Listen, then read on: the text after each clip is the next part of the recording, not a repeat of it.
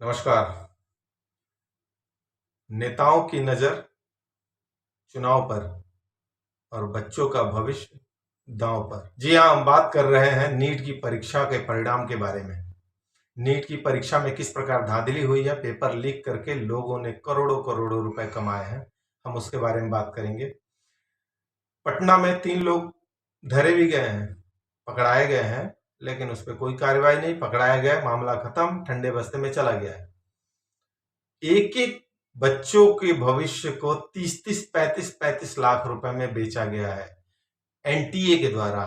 National test agency जो इस परीक्षा को ऑर्गेनाइज कराती है, उसके द्वारा यहाँ पे पूरी तरह से लापरवाही बरती गई और दलालों को मौका दिया गया कि आप लोग लूटो, परीक्षा के पेपर लीक कराओ और लूटो।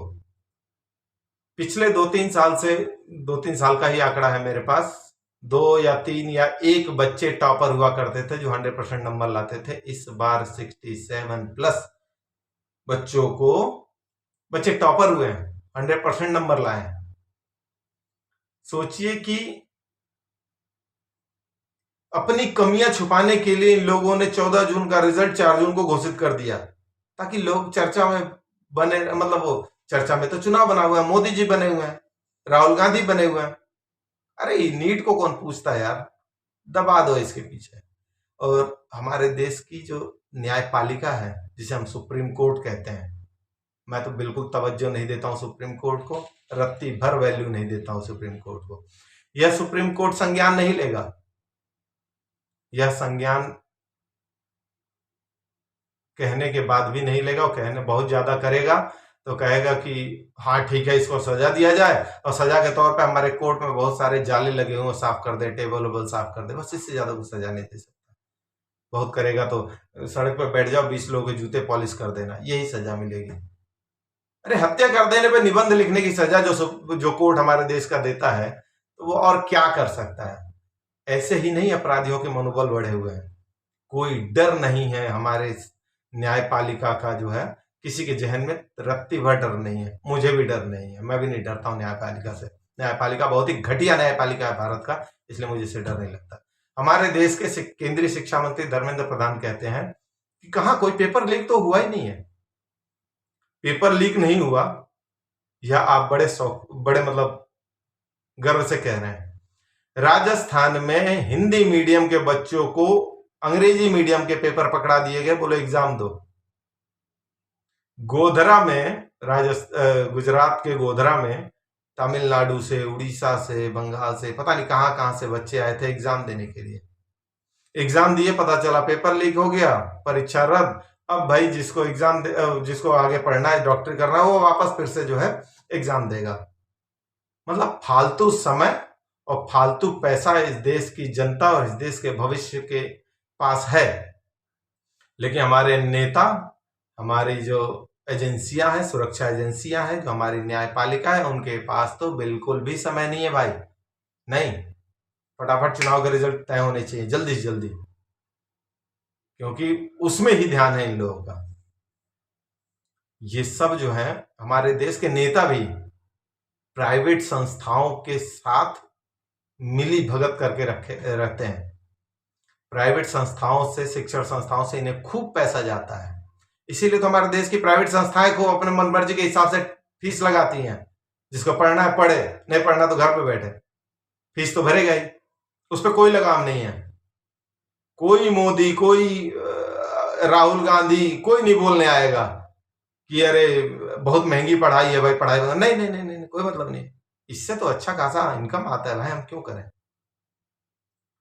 मतलब इतनी जल्दबाजी जो थी इन लोगों को 4 जून को रिजल्ट घोषित करने की, क्यों थी।